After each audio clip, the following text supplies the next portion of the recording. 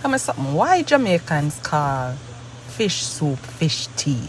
Anyhow, come with me. Let me show you how I cook some grouper fish head soup or fish head tea as a Jamaican girl living in Canada on a cold winter day. Now here in Canada, people look forward to cooking stews and soups during the winter time. But as an island girl growing up in Jamaica, we know soup days are usually Saturdays. And no matter how the time hot on a Saturday, you get a chicken foot soup, your chicken soup, your beef soup, or even your pea soup, right? What type of soup is your favorite soup? Now to my pot, after I added my grouper fish head, I'm going to add some pimento and I'm going to add some cloves of garlic, and that's a Maggi cube, and also my pumpkin. I'm going to let that cook. Now grouper fish is a big fish, right? So the bones are big. So I let this cook until it's soft. Now it's not going to cook as fast as snapper fish or those fish. So it takes some time.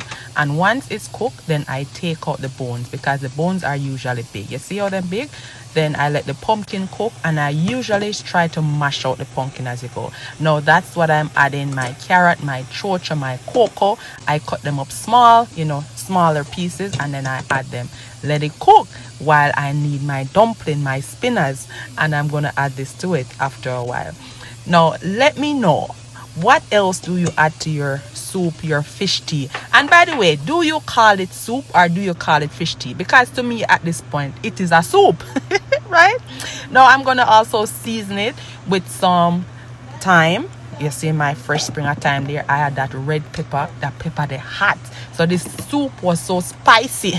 This is not pitney soup, and this is not the Canadian child type of soup, because if you're a Canadian, you're gonna be like, you fish head, just like how my son would be. Wow, he would react. I also added some of my green seasoning mix to season it up. Now I added 2 packs of the Grace fish tea soup, fish tea or fish soup mix, 2 packs of that.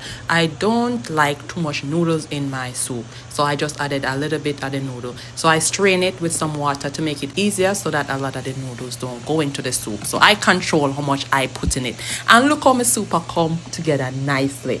Right? Tell me if you would enjoy a bowl of this fish soup in the cold winter days. Anyhow, thank you so much for stopping again, watching Yashika turn up the kitchen. I'll see you in the next video, and don't forget to subscribe.